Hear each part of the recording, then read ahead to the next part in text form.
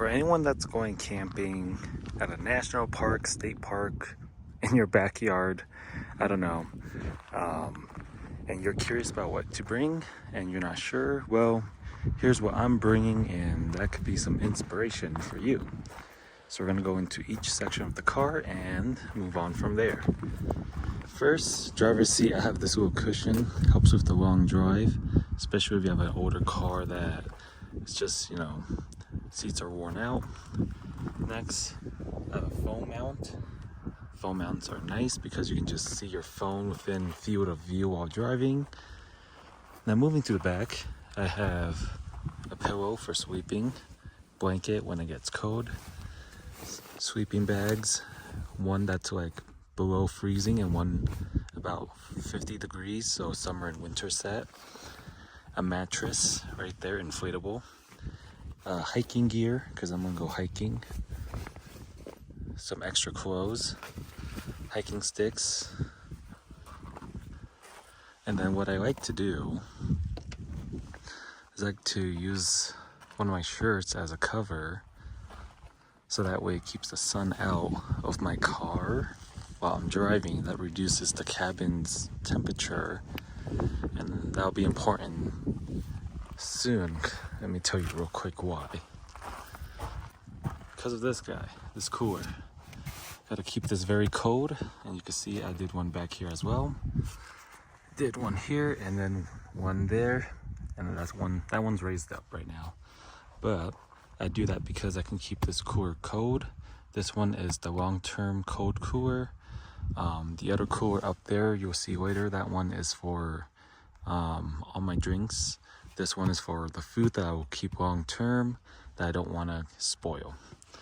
I have like paper towels, utensils, cooking gear, butane tanks, extra water, boots for hiking, extra canopy, my tent, rice cooker. I already cooked some rice, as you can see in there. I'm gonna have some curry. I have an automotive tool bag for in case my car breaks down. I have gear to fix it, and then I have my hiking backpack. It's more for backpacking, but it's nice for hiking. And then my tote down here, 20 gallon or I think it's 50 gallon or whatever. I'm just making numbers up right now. But it's a giant tote down here with all my camping gear, tarp, to help with setting up the tent and making sure that the base is nice and comfortable and that there will be no punctures on the tent itself. And you'll see all that setup once I do the setup video in a bit. And then I have a third row shelf up here. This thing can fold down. It's magnetic up here, but I have it held on with some bungee cords right now for driving. But up here I have some extra storage, some bags, extra blankets, another tent. Nice little extra storage up there. Then here I have some little extra knickknacks, store some stuff. Jumper cables, tire and puncture fix kit. In case my battery dies, it can jump start the battery. I have a battery jumper in here, and I have an inflator somewhere in here too as well. Now moving to this side. Case of water, of course gotta have water. Now the short-term cooler, as you can see, I have water here. I have another layer of water down there, and then a layer of ice. I think I have in total about I'm trying to do the math on how much ice I bought here. I think it's 32 pounds of ice, 30 pounds of ice, and then I have like my little tortilla wraps. But that's my short-term cooler to like keep all my snacks and cold stuff, and then long-term cooler down there. And then here's the water, and this is what I was talking about earlier with the jacket. Fold that down. Now be careful with doing this because this reduces your vision while driving. So take that into account while driving. I was driving exclusively in the right lane. Not exclusively. That's a complete lie. I was driving in the right lane as often as I could to minimize safety because I knew I could not see my blind spot very well on the right. So just take that into account. When I go camping, I like this little thing here. Not just camping, hiking, road tripping, anything. This little thing can just store your stuff real quick here, in addition to the cubbies you have in your car, depending on how your interior is designed. Most interiors don't have anything in between the driver and the passenger, something like this. And I like that because it's extra storage, quick access. So in here I have my hygiene stuff. I have Febreze in here, my hairspray, my rinse roller, extra pillow, neck pillow for driving.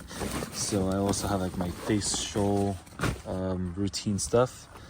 I'm a college kid, so I have my laptop in here, chargers.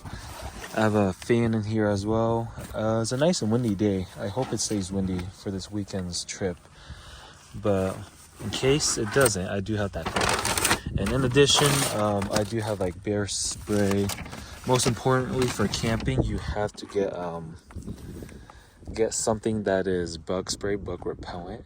Get something that's DEET free. You don't have to get anything DEET free, actually. I'm just saying it because that's my preference. As to why, we don't have time to get into that. But, you know, get extra supplies, things, quality of life stuff that you need. And I got this just in case things go wrong. I didn't get that for this trip. I've actually had this for a while now. And actually, I should check if it's expired or not, too. Because those things can't expire. Anyways, in addition to camping, hiking, whatever, you should have your radios. My OBD scanner in case I need clear codes for off-roading. And gotta have your little protection on you in case the bear spray is not enough. Should be. Well, this is what I have so far. And you'll see what it's gonna look like once I have this all set up. And actually, I forgot to mention one more thing. On the top,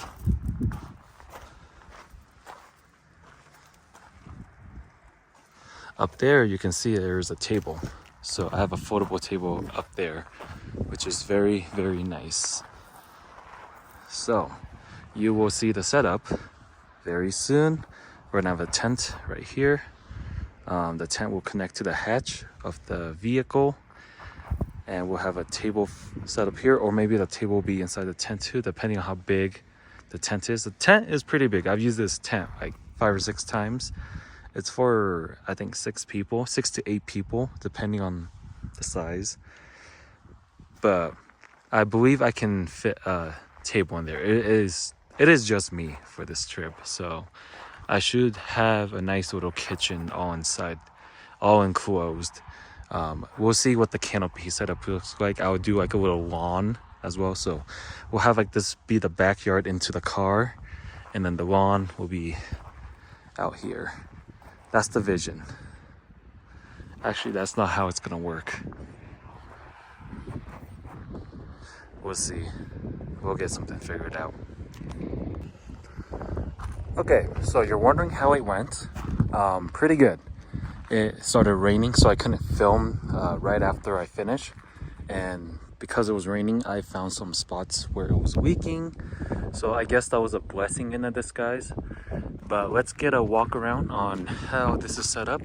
The front, I have the windows blocked out so no one can peep in. There's some decent tents so people can't really see. I cleared out all of my belongings and moved it into the tent. Most of the stuff is all cleared out, as you can see. I have hiking gear back on that other side. And here's an overview of how the tent is connected to the rear. It's not perfect just because of how this car is set up. The hatch opens sideways, not up. But I think I did a decent job. Here's the tent, the tarp, and then the canopy. And you can see it's super wet down here, so it rained a lot. So I'm not going to put my camping chair down here. And here's the other side. It's all connected. I still have my table up there because it was raining. I couldn't grab it. I think I'm okay without it, to be honest. If anything, I would just put the table right here, but it's a very wet spot, so I'm probably gonna avoid this area as much as I can. Let's show you guys the inside. It's okay. It's pretty good for a one-person setup. I have everything I need in here. I'm gonna anticipate it's gonna keep raining, so I think it's gonna keep raining, so I'm gonna keep all my stuff in here. And there's a fire ban right now, so I'm cooking with gasoline. So with my setup, I have a trash in the corner. There's my clothes that got wet. I'm cooking some curry right now. I have some rice. Here's all my cooking, cleaning, camping, food related stuff in this bin. And as you can see, this is all connected. I've kind of closed this area off. I've zipped it mostly off just because there's a bit of leak from up there. So I'm gonna isolate this area with this zipper. But I'm still gonna access the rear. So I have my tool bags there, my long-term cooler, more propane tanks, and whatever else I want to move in and out. And I can move myself in there, crawl in there if I need to as well. And then personal things here that I still need to kind of sort, but mostly all set up. And then the bed. And then got the windows here, lamp on top. You can see the rear hatch, and then there's some ventilation there too. I did have a fan here. Here's the fan. Sort of helping with the ventilation, but then there's more air escaping out there. And just general airflow moving through here. If I really want to, I could turn on the AC in there and have it try to blow back here, but I doubt it'd reach out here, and I really don't want to waste the gas. And given the exhaust is right there, I don't want to burn a hole in my tent and have carbon monoxide poisoning. I doubt I'd get to that point. Anyways, this is the setup. It's very cool. This is gonna be what our setup will be like for the next few days. And I think Sunday night I'm gonna head out. So this is a cool little spot. This is my first time at the state park, so I didn't consider the views and what the outside would look like, how to orientate my camping site, the preferences. But this is okay. I'm gonna have some fun. The trip is not mostly about the camping. It's gonna be the national parks, the museums, the city, the food. But this is the setup. Hope you guys enjoy. GX470 out in the wilderness.